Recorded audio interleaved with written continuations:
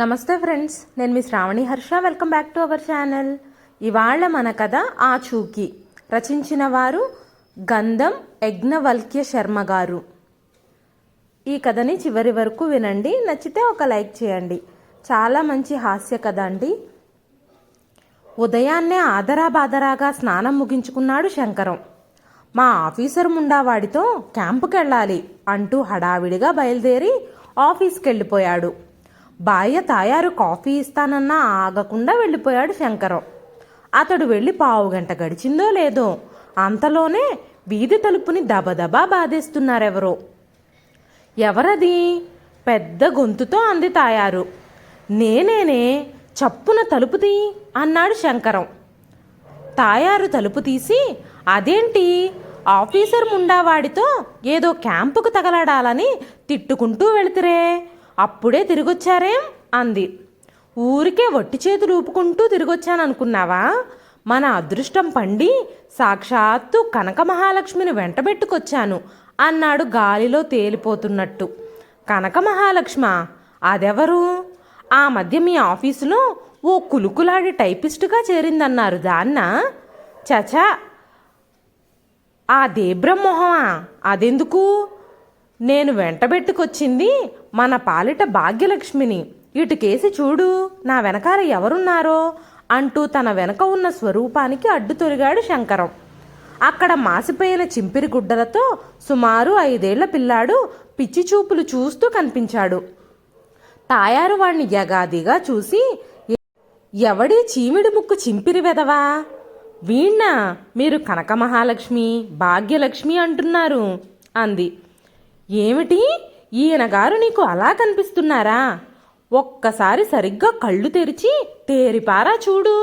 రెపరెపలాడుతున్న ఆ కనురెప్పలు, ఆ నొక్కుల జుట్టు, కోటేరేసిన ఆ ముక్కుతో వెలిగిపోతున్న బాలయువరాజా వారిలా కనిపించడం లేదు అన్నాడు శంకరం తన వర్ణనకు తానే మురిసిపోతూ. ఏమిటి, సగం మూసుకుపోయిన ఆ కళ్ళు, అట్టలు కట్టిన జుట్టు, ఆ చప్పెడి ముక్కుతో ఈ మసిబొగ్గురాయుడు మీకు యువరాజా వారిలా కనిపిస్తున్నాడా? కొంపదీసి మిమ్మల్ని ఏ పిచ్చికొక్కో కరవలేదు కదా అంది మంగతాయారు, ఉరఫ్ తాయారు. వీరిని వాడు వీడు అనకూడదు. వీరెవరో తెలుసుకుంటే నీకు నీవే 2 చెంపలు వాయించుకుంటావు. ముందు మమ్మల్ని లోపలికి రానివ్వు అంటూ వాకిలికి అడ్డుగా నిలబడి ఉన్న తాయారును దాటుకుంటూ తన వెంటనున్న ఆ పిల్లాన్ని అమాంతంగా చంకనెత్తుకొని లోపలికి జొరబడ్డాడు శంకరం. అయ్యో అయ్యో, మీ మూర్ఖం కూలా, ఆ జడ్డి వెదవని చంకనెత్తుకొచ్చి నిక్షేపం లాంటి సోఫా మీద కూర్చోబెట్టారేమండి? నెత్తి నోరు బాదుకుంది తాయారు. అలా నోరు పారేసుకోకు, వీరెవరో ముందీ ప్రకటన విను అంటూ గత 3 రోజులుగా తన దగ్గరున్న ఒక ప్రకటన తాలూకు పేపర్ ముక్కను జేబులోంచి బయటకు తీసి చదవడం మొదలుపెట్టాడు శంకరం. ఈ ఫోటోలో కనిపిస్తున్న మా అబ్బాయి శ్రీ రాజా సురేంద్రబాబు గారు 10 రోజుల క్రిందట కోటప్పకొండ తిరణాలలో తప్పిపోయారు. వయసు 5 ఏళ్ళు. గళ్ళ మొకమల్ శర్వాణి, సిల్క్ పైజమా ధరించున్నారు. మౌనంగా ఉంటారు. కొత్తవారితో మాట్లాడరు. ఆయన గారి ఆచూకీ చెప్పినా లేక వారిని తీసుకొచ్చి మాకు అప్పగించినా 10 లక్షలు బహుమానమిచ్చి తగిన విధంగా సత్కరించగలము. ఇట్లు శ్రీ రాజా రవితేజ బహద్దూరు వారు, మాజీ పసుపులేటి సంస్థానాధీశులు, ఆల్మకం విజయపురి కోట విజ్జేశ్వరం. విన్నావుగా ఈ ప్రకటన? అన్ని దినపత్రికల్లో వచ్చింది అన్నాడు శంకరం. అయితే ఏమిటట అంది తాయారు. అనకూడదు కానీ నీది కొంచెం మందబుద్ధే తాయారు. ఎంతో తెలివిగలవాణ్ణి కాబట్టి నేను వీరిని చూస్తేనే ఆ ప్రకటనలోని శ్రీ రాజా సురేంద్రబాబు గారు వీరేనని వేణు వెంటనే పోల్చుకున్నాను అన్నాడు శంకరం. మీ తెలివి ఏడ్చినట్టే ఉంది. కిందటి సంవత్సరం ఇలాగే తప్పిపోయిన ఎవరో ముసలాయన కోసం ఎర్రని ఎండలో ఊరు వాడా తిరిగి తిరిగి వడదెబ్బకు మంచాన పడ్డారు. మళ్ళీ ఈనాడు ఈ మురికి వెధవను ఒకడిని పట్టుకొచ్చి లక్షలు వస్తాయంటున్నారు. దిక్కుమాలిన ఆశ మీరును అంది తాయారు. పిచ్చిదానా, నీకు రహస్యం చెప్పనా? ఈ మాజీ సంస్థానాధీశుల వద్ద దిక్కుమాలినంత నల్లధనం కుప్పలు కుప్పలుగా పోగడిపోయి ఉంటుంది. ఇన్కమ్ ట్యాక్సుల ఇబ్బందుల వల్ల పేపర్లలో బహుమతి 10 లక్షలని ప్రకటించినా మనం వాళ్ళ అబ్బాయి గారిని వాళ్ళకు అప్పగించాక ఆ 10 లక్షలు వైటుతో పాటు కృతజ్ఞతాపూర్వకంగా తక్కువ లేకుండా బ్లాకులో మరో 1 కోటి రూపాయలన్నా ముట్ట చెప్తారు తెలుసా అంటూ తెగ సంబరపడిపోయాడు శంకరం. మీ దరిద్రపు కొట్టు ఊహల్ని దొంగలెత్తుకెళ్ళా, ఆ రాజాగారి అబ్బాయి ఎక్కడా, మట్టి కొట్టుకుపోయిన వీడెక్కడా అంది తాయారు. పాపం 10 రోజుల క్రితం తప్పిపోయిన పిల్లాడు ఎంత రాజావారైతే మాత్రం వేళకు తిండి లేక, స్నానపానాలు లేక, బట్టలు చిరిగిపోయి మాసిపోయి ఉండరా? శుభ్రంగా తలంటి స్నానం చేయించి మంచి బట్టలు కట్టేస్తే కడిగిన ముత్యంలా ఉండరా ఏమిటి బాబుగారు? ఎందుకుండరు, దిష్టి బొమ్మలా ఉంటాడు. ఇక్కడ వీరిని ఎవరైనా చూస్తే దిష్టి తగిలినా తగలొచ్చు. ముందా వీధి తలుపులు మూసిరా. వీడి మొహానికి దిష్టి తగలడం ఒకటా, వీడిని చూసిన వారికి దడుపు జ్వరం వస్తుందేమో, అందుకోసమైనా తలుపులు ముయ్యాల్సిందే అంటూ తాయారు వీధి తలుపులు మూసొచ్చింది. ఒరేయ్, నీవెవరి తాలూకు, మీ అమ్మా నాన్న ఎవరు అని ప్రశ్నించింది ఆ పిల్లాడిని. వాడెలాంటి ఉలుకు పలుకు లేకుండా ఉండిపోవటంతో ఏమండి వీడు మూగవెదవేమో అంది. అలా మూర్ఖంగా మాట్లాడకు, సంస్థానాధీశుల బిడ్డలు లేకి వెదవల్లా గలగలా మాట్లాడతారా ఏంటి కసురుకున్నాడు శంకరం. ఇంతకు వీడు మీకెక్కడ దాపురించాడో చెప్పండి అసహనంగా అడిగింది తాయారు. దాపురించారా? ఏమిటి అసహ్యంగా? ఎక్కడ దర్శనమిచ్చారు అనాలి. ఎక్కడంటే నేను ఆఫీస్కి వెళ్ళాలని బయలుదేరి మన వీధి ఆ 3వ మలుపు తిరిగానో లేదో అక్కడ ఓ మర్రి చెట్టు కింద ఈ బాబుగారు ఒంటరిగా ఉండటమే కాకుండా మౌనంగా కనిపించారు. వెంటనే వీరి దగ్గరికెళ్ళి, మధ్యాహ్నం నన్ను తినమని పొట్లం కట్టించావే, ఆ 2 లడ్డూలను ఈయన గారి నోటికి అందించి వీరిని చంకనెత్తుకొని మెరుపు వేగంతో వచ్చేశాను. ఏమిటి, గుప్పెడు జీడిపప్పు, ఇంత పచ్చకర్పూరం, యాలకల పొడి వేసి చేసిన నిక్షేపం లాంటి నేతి లడ్లు వీడి మొఖాన పెట్టేశారా? అబ్బా, అప్పటికి నేనేదో ఆ లడ్లను ఏ మురికి గుంటలోకో గిరాటెట్టినట్టు ఫీల్ అవుతావేం? అవి రాబోయే మన పెద్ద రాబడికి అతి చిన్న పెట్టుబడి మాత్రమేనే పిచ్చి పెళ్ళామా అని నచ్చజెప్పబోయాడు శంకరం. అంతలోనే వీధి తలుపులు కొట్టిన చప్పుడుతో పాటు ఏమండి ఓసారి తలుపు తీయండి అన్న మాటలు వినిపించాయి. శంకరం వెంటనే అలర్ట్ అయ్యి, ఎవరో నా కోసం వచ్చుంటారు, వచ్చిన వాళ్ళు ఓ పట్టాన వెళ్ళక ఈ పిల్లాడెవరు అంటూ కూపీలాగినా లాగుతారు. నేనలా వంటింట్లోకి ఈ బాబుగారితో సహా వెళతాను, నీవు వాళ్లకు ఏదో చెప్పి పంపేయి అన్నాడు. పొద్దున్నే ఈ అబద్ధాల ఏడుపోకటా నాకు? సరే, మీరు ముందా వంటింట్లోకి వెళ్ళండి అని తాయారు వీధి తలుపులు తెరిచి ఎదురుగా ఓ చిన్నపాటి గుంపును చూసి తెల్లబోయింది. మేం ఈ పేట వాళ్ళమేనమ్మా, ఈ మధ్య మన ఊర్లో చిన్నపిల్లల్ని ఎత్తుకుపోయే దొంగలు ఒంటరిగా కనిపించిన పిల్లల్ని ఎత్తుకుపోతున్నారని మీకు తెలిసే ఉంటుంది కదా అన్నారు వాళ్ళు. అలాగా, నాకు తెలియదులే నాయనా అంది తాయారు. అవునమ్మా, మన పేటలోనే ఒకరిద్దరు పిల్లలు కనిపించకుండా పోయారు ఈ మధ్య. పోలీసులు ఆ దొంగ వెధవలెవరో కనిపెట్టలేకపోయారు. అందుకని మేం కొందరం కొన్ని జట్లుగా ఏర్పడి రాత్రింబవళ్ళు ఆ దొంగ వెధవల్ని పట్టుకునేందుకు ఒక వ్యూహ్యంగా రోజుకొక పిల్లాన్ని ఏదో ఒక చోట ఒంటరిగా వదిలి మేం కొంచెం దూరంగా ఆ చుట్టుపక్కలే దాక్కొని గమనిస్తూ వస్తున్నాం. ఈరోజు మరిడమ్మ కొడుకు పైడి తల్లిగాడిని ఆ 3వ వీధిలో మర్రి చెట్టు కింద వదిలిపెట్టి కొంచెం దూరంగా షెడ్డుకు వెనకాల దాగి ఉన్నాం. 3వ వీధి మర్రి చెట్టు అనగానే మంగతాయారికేదో అనుమానం వచ్చి, ఆ పిల్లాన్ని ఉంచింది 3వ వీధిలోని మర్రి చెట్టు కిందనా నాయనా అని ప్రశ్నించింది. అవునమ్మా, అక్కడే. అంతలో ఒక దొంగముండా కొడుకెవడో ఎట్నుంచి వచ్చాడో వచ్చి గబుక్కున ఆ పైడి తల్లిగాడిని అమాంతం చంకనెత్తుకొని అదే పోతా పోయాడు అన్నారు. వాళ్ల మాటలు వింటూనే తాయారుకు శంకరం ఎత్తుకొచ్చింది ఆ పైడి తల్లిగాడినేనని అర్థమై తత్తరపడింది. అతి కష్టం మీద ఆ తత్తరపాటును అణుచుకుని, మరి మీరంతా అక్కడుండి ఏం చేస్తున్నట్టు అంది. గత కొద్ది దినాలుగా ఎలాంటి సంఘటనలు జరగకపోవటంతో మేము ఏవో కబుర్లలో పడి కొంచెం ఆదమరిచి ఉన్నామేమో. ఆ మాయముండావాడు క్షణంలో మా కళ్ళు గప్పి ఆ పిల్లాడితో సహా మాయమయ్యాడు. మీరంటే ఆదమరిచామన్నారు. ఆ పైడి తల్లిగాడు ఎలుగెత్తి అరవచ్చు కదా. లేదమ్మా, ఆ పైడి తల్లిగాడు మూగా చెవిటీను. ఇహ సందేహం లేదు, ఈయనగారు కనక మహాలక్ష్మి అనుకుంటూ మోసుకొచ్చింది ఆ మూగ వెధవనే అని నిశ్చయానికొచ్చిన తాయారు, ఇదిగో చూడండి అబ్బాయిలు, ఆ పైడి తల్లిని ఎత్తుకుపోయిన ఆయన గారిని పిల్లల దొంగ అని ఎందుకు అనుకోవాలి?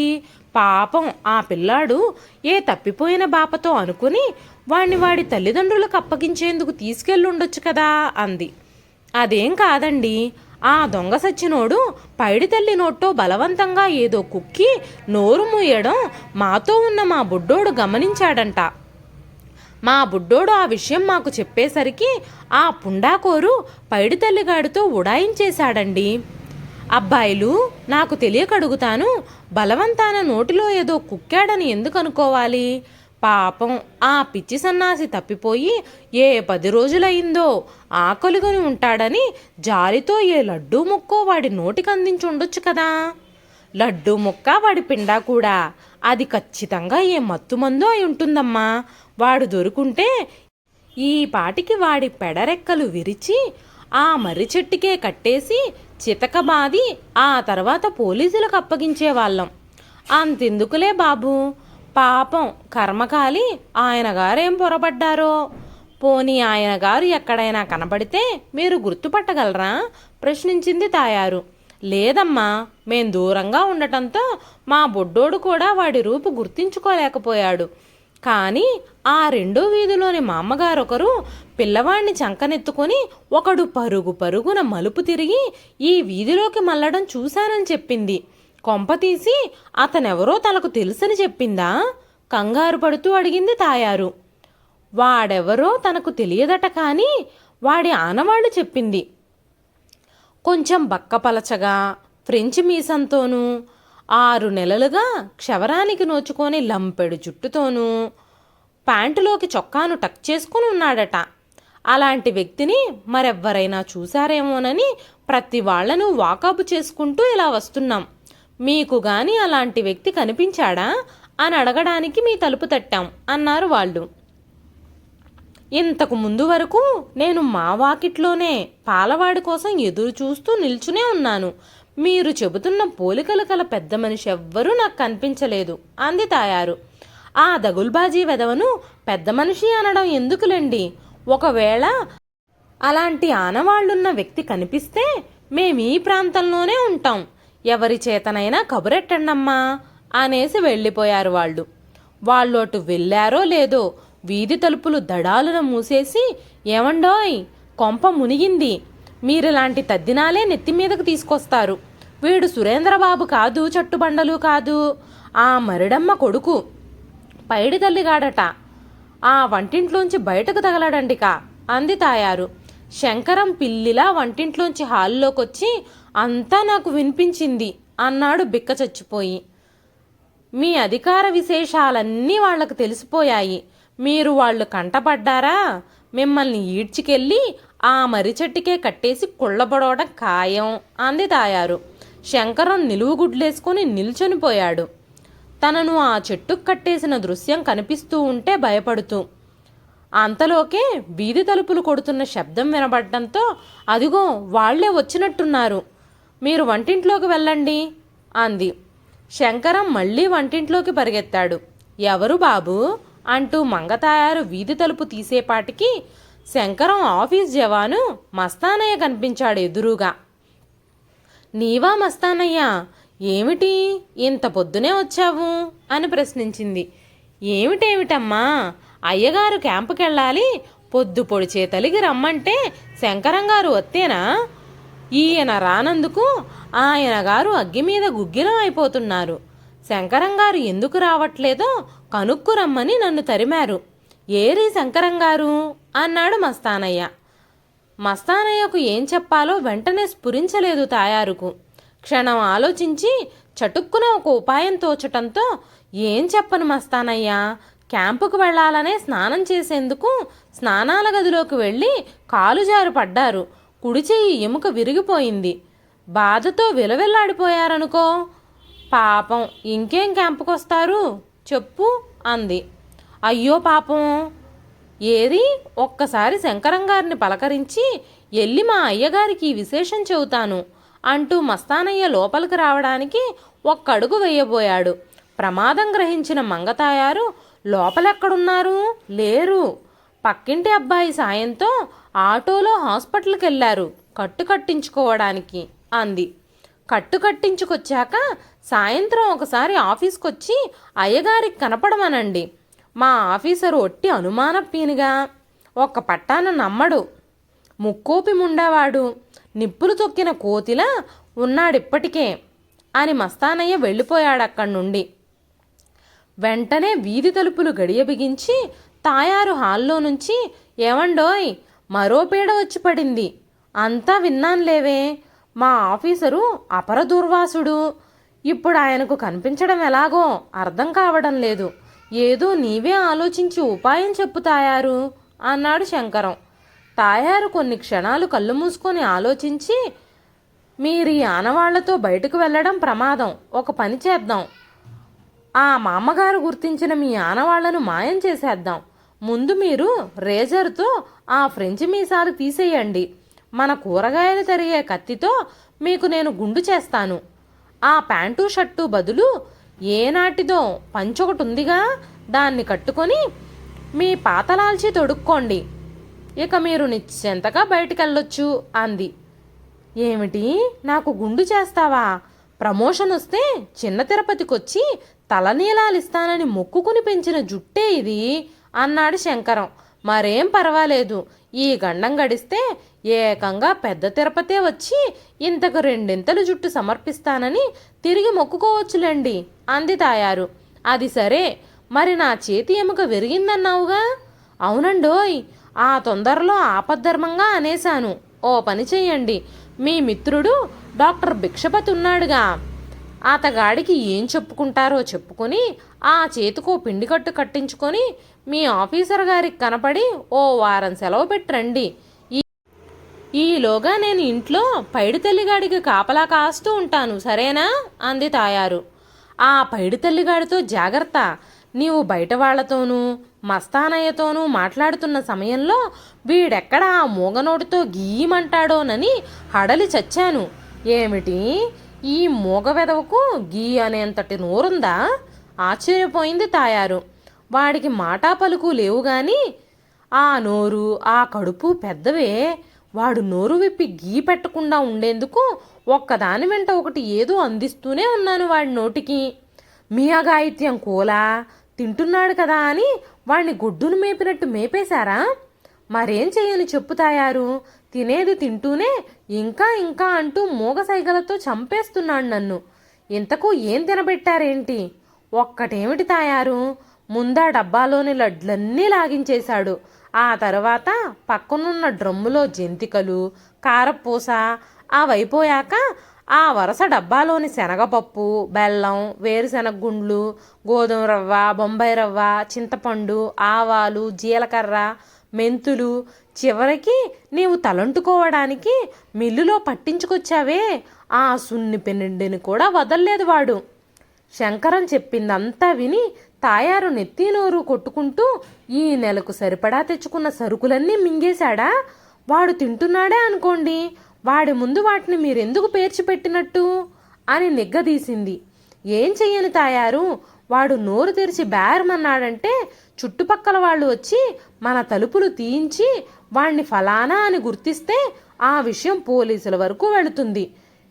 ఇక మనపై కిడ్నాప్ కేసు, జైలు, ఆ పైన నా ఉద్యోగం ఊడిపోవటం, జైలు నుంచి వచ్చాక మనిద్దరం వంటలకు వెళ్ళడమేగా మిగిలేది అన్నాడు బేలగా. అమ్మో వద్దులేండి, ఏదో ఉపాయం ఆలోచించి వీణ్ణి వదిలించుకుందాం. ఈలోగా మీరు మీ ఆఫీసర్ని కలిసిరండి అంది. పైడితల్లిగాడితో జాగ్రత్త సుమి, ఏమీ దొరక్కుంటే నీ కాలు చెయ్యి తినేస్తాడు అంటూ శంకరం బయటికి వెళ్ళాడు. తాయారు వీధి తలుపులు గడియపెట్టి వచ్చి అలా సోఫాలో వాలిపోయింది. ఒక్క పావుగంట గడిచిందో లేదో మళ్ళీ ఎవరో వీధి తలుపు కొడుతున్న శబ్దం. ఈసారి హాల్లో నుంచే ఎవరు అని ప్రశ్నించింది తాయారు. నేనేనమ్మా, పేరావదాన్ని, మీ ఇంటి పురోహితుణ్ణి. మీతో ఒక్క మాట మాట్లాడి వెళ్తాను అన్నాడు అవధాని. వెళ్ళి తలుపు తీసి, మీరా, రండి, అలా సోఫాలో కూర్చోండి. ఇంతకు ముందే శంకరంగారు ఆఫీస్కి వెళ్ళారు అంది తాయారు. అయ్యో, అనవసరంగా ఆ 3వ వీధి దగ్గర ఎవడో పిల్లల్ని ఎత్తుకెళ్లే దొంగ దొరికాడట. వాణ్ణి ఆ మర్రి చెట్టుకు కట్టేసి చితకబాతున్నారు. అదిగో ఆ చోద్యం చూస్తూ ఓ పావుగంట అక్కడ ఆగిపోయాను, లేకుంటే శంకరంగారిని కలిసేవాణ్ణి అన్నాడు. కొంపతీసి ఆ దొరికిపోయింది శంకరమేమో అని భయంతో వణికిపోయి మాటా పలుకు లేకుండా అలా నిల్చుండిపోయింది తాయారు. వాణ్ణెవన్నో కొడుతుంటే మీరెందుకమ్మా అలా అయిపోయారు అన్నాడు పేరావదాని తాయారును ఆశ్చర్యంగా చూస్తూ. ఆ దొంగ బోడిగుండూను పంచాలాల్చీతో ఉన్నాడా అంది ఎలాగో మాట పెగల్చుకొని. అబ్బే, అలా లేడు. కోటు, బూటు, నెక్కుటైతో పెద్ద ఆఫీసర్ ఫోజుతో ఉన్నాడు దొంగ వెధవ.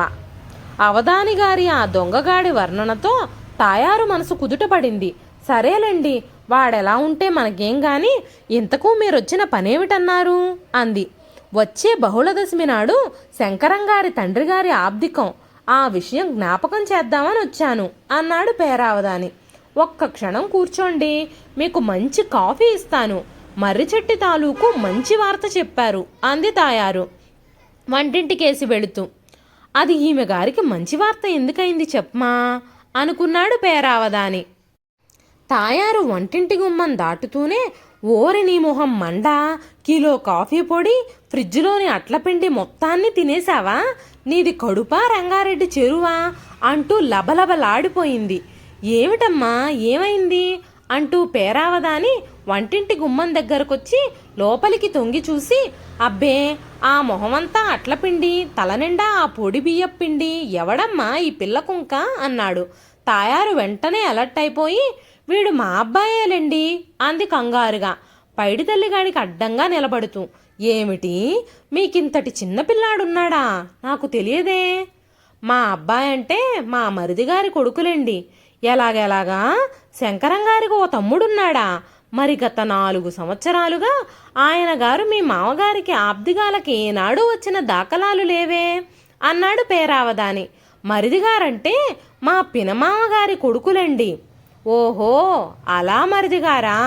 సరేనమ్మా, ఇంక నాకేం కాఫీ ఇస్తావులే అంటూ పేరావదాని వెళ్ళిపోయాడు. తాయారు, తాయారు, వీధి తలుపులు తెరిచిపెట్టి ఎక్కడున్నావు అంటూ లోపలికొచ్చి తలుపు గడియ వేసి హాల్లోకొచ్చిన శంకరానికి ముక్కుకు గుడ్డ అడ్డంగా కట్టుకున్న తాయారును చూసి, ఏమిటి వేషం అన్నాడు. ఏమిటా, నా శ్రార్థము చట్టుబండలును తలుపులు మూయడానికి ఈ డయేరియా వెధవ సంధిస్తేనా? పొద్దునంతా అలా మేసేశాడా? మధ్యాహ్నం నుంచి మొదలు పెట్టాడు ఒక్కటే విరోచనాలు. వంటిల్లంతా పాయికానా చేసేశాడు. ఎత్తిపోయడానికే సరిపోయింది నాకు. డోకులు పుట్టి చస్తున్నాను అంది తాయారు. పోనీ ఇప్పటికైనా ఆపాడా అన్నాడు శంకరం. ప్రస్తుతానికి నిద్రకు పడ్డాడు. లేచాక 2వ విడత మొదలు పెడతాడేమో. ఇక నా వల్ల కాదు, మీరెత్తిపోయాల్సిందే. అంతలోనే వీధిలోంచి, ఇది శంకరంగారిల్లేనా అని ఒక కేక వినిపించింది. అవును, శంకరంగారిల్లే. ఎవరు మీరు అంది తాయారు గొంతు బయటకు వినిపించేలా. నేను 1 టౌన్ పోలీస్ స్టేషన్ కానిస్టేబుల్ 109ని. తలుపు తెరవండి. కొంపతీసి మీరీ పైడి తల్లిగాడిని తీసుకొచ్చిన సంగతి పోలీస్ స్టేషన్కి తెలిసిపోయిందో ఏమో. లేకుంటే పోలీస్ ఎందుకు వస్తాడు? ఇల్లంతా వెతుకుతాడేమో. మీరు వెంటనే పైడి తల్లిగాడిని చంకనెత్తుకొని పెరట్లోనే బొగ్గుల పాకలోకి వెళ్ళండి అంది తాయారు చిన్న గొంతుకతో. శంకరం అటు వెళ్ళాక వెళ్ళి వీధి తలుపు తెరిచి, నమస్కారం కానిస్టేబుల్ గారు అంది. నమస్కారాలు అక్కర్లేదు అన్నాడతను కటువుగా.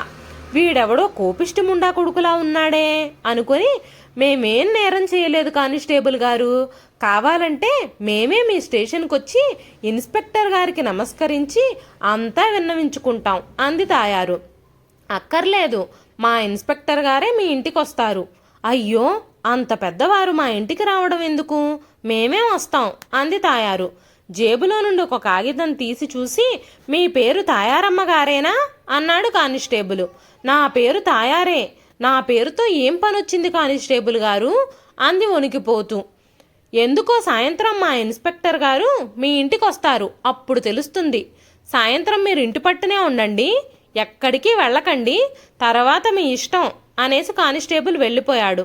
అతడలా వెళ్ళిపోగానే తాయారు బొగ్గుల పాకా దగ్గరికి వెళ్ళి, ఏమండోయ్, మీ పేరే కాదు నా పేరు కూడా పోలీసుల చిట్టాలో ఎక్కింది, ఇక మనిద్దరికీ జమిలీగా జైలు ఖాయం ఉంది అంది. ముందా వీధి తలుపులు మూసిరా అన్నాడు శంకరం ఆ బొగ్గుల పాకా నుండి బయటకొస్తూ. మన బతుకులు పోలీస్ స్టేషన్ పాలయ్యాక ఇంకా తలుపులు మూసుకోవడం ఎందుకు అంది తాయారు. నిజమేనే తాయారు, మనలను ఇక ఆ శ్రీమన్నారాయణమూర్తే రక్షించాలి అన్నాడు శంకరం చేతులు పైకెత్తి చూపుతూ. శంకరం నోట శ్రీనారాయణమూర్తి అన్న మాట వినడంతో తాయారు కళ్ళ ముందు మెరుపు మెరిసినట్టే ఒక్కసారిగా తన అన్న నారాయణమూర్తి జ్ఞాపకానికొచ్చాడు. భలే జ్ఞాపకం చేశారండి, మా అన్నయ్యే ఈ గండం నుండి మనలను కాపాడగలడు. ఉండండి, నేను వెంటనే పక్క వీధికెళ్ళి ఇందిరాశాస్త్రి గారి షాపు నుండి రూపాయి ఫోన్ కాయిన్ బాక్స్ నుండి అన్నయ్యతో మాట్లాడి వెంటనే రమ్మంటాను. ఈలోగా మీరు జాగ్రత్త. ఆ వెధవ నిద్రలేస్తే ఇంట్లో ఇంకేవీ లేవు, ఎండు మిరపకాయలు తప్ప, వాటినే వాడి ముందు పెట్టండి అంటూ తాయారు బయటికెళ్ళి ఫోన్ చేసి తిరిగొచ్చింది ఓ పావుగంటలో. మీ అన్నయ్య ఫోన్లో దొరికాడా? ఏమన్నాడు అన్నాడు శంకరం ఆదుర్దాగా. అంతా విని, ఈనాడే టౌన్ హాల్లో ఘనంగా మీకు పౌర సన్మానం ఏర్పాటు చేయిస్తానన్నారు అంది వెటకారంగా. అబ్బా, అలా నన్ను కుళ్ళపడవక ఏమన్నాడో చెప్పు తాయారు. నేను ఆయనకు ఫోన్ చేస్తున్న పాటికే ఏదో పనిపడి ఆయనే ఈ ఊరొస్తున్నాడట, బస్సులో ఉన్నాడు, మరో అరగంటలో మన ఇంటికి రావచ్చు, రానియండి, ఏం చేస్తాడో చూద్దాం అంది. ఆ గంట కాలం ముళ్ళ మీద కూర్చున్నట్టుంది శంకరానికి. దగ్గరగా ఉన్న వీధి తలుపుల్ని నెట్టుకొని నారాయణమూర్తి వాళ్ళింట్లోకి రావటంతో శంకరం తత్తరపాటుతో వంటింట్లోకి పారిపోబోయాడు. తాయారు అడ్డుపడి, మీ పిచ్చి మేళం కూలా, వచ్చింది మా అన్నయ్య అండి అంది. బావగారు, ఈ గెటప్లో వీధి భగవతార్లా భలేగున్నారు అని వేళాకోళం చేశాడు. అది సరే, బస్సు దిగుతూనే పోలీస్ స్టేషన్కి వెళ్ళి ఇన్స్పెక్టర్కు అంతా చెప్పాను. అతగాడు ఏ క్షణమైనా వస్తాడు, రెడీగా ఉండండి అన్నాడు నారాయణమూర్తి. ఏమిట్రా అన్నయ్య, నీవేదో రక్షిస్తావనుకుంటే నీవే చేతులా మమ్మల్ని పోలీసులకు పట్టిస్తావా అంది తాయారు ఏడుపు మొహంతో. నారాయణమూర్తి నవ్వి, భలే వార్రా మీరు, ఆ ఇన్స్పెక్టర్ ఎవరనుకున్నారు? మా మూడవ బావమరిది కొడుకే, పేరు శివరాం. ఈ మధ్య ఈ ఊరు బదిలీపై వచ్చాడు. మీరిక్కడ ఉన్నారని ఆ మధ్య నా దగ్గరకు వస్తే చెప్పాను, మిమ్మల్ని కలవాలని, మీ ఇల్లెక్కడో తెలుసుకురమ్మని కానిస్టేబుల్ని పంపాడట కదా అన్నాడు. ఒక్కసారి గుండెలపై భారం దిగిపోయినట్టు తాయారు, అందుకా ఆ కానిస్టేబుల్ వచ్చింది, ఎందుకోనని హడలి చచ్చాం అంది. అంతలోనే ఇన్స్పెక్టర్ శివరావు లోపలికొచ్చి శంకరానికి తాయారుకు వంగి వాళ్ళ కాళ్ళకు నమస్కారం పెట్టాడు. నాయనా, నిన్నెప్పుడో ఇంతప్పుడు చూశాను, ఎంత వాడివయ్యావు అంది తాయారు విప్పారిన మొహంతో. శంకరం ముద్దాయిలా లేచి నిలబడి, అయ్యా ఇన్స్పెక్టర్ గారు, నా మూలంగా ఈ నేరం జరిగింది, నన్ను క్షమించండి అన్నాడు. బాబాయ్ గారు, నన్ను గారు అనకండి, అయినా మీరేం నేరం చేయలేదు, ఏదో అతి ఉత్సాహంతో వ్యవహరించారంతే అన్నాడు శివరాం. అంతే నాయనా, అంతే అంది తాయారు. చూడండి బాబాయ్ గారు, తప్పిపోయిన వారు దొరికితే మానవతా దృష్టితో వారిని వాళ్లకు చేర్చటమో లేకుంటే పోలీస్ స్టేషన్కు అప్పగించడమో చేయాలి, అంతేగాని బహుమానాల వ్యామోహంతో వెంపర్లాడటం తగని పని కదండి అన్నాడు శివరాం. అవునాయనా, చిన్నవాడివైనా పెద్ద మాట చెప్పావు అంది తాయారు.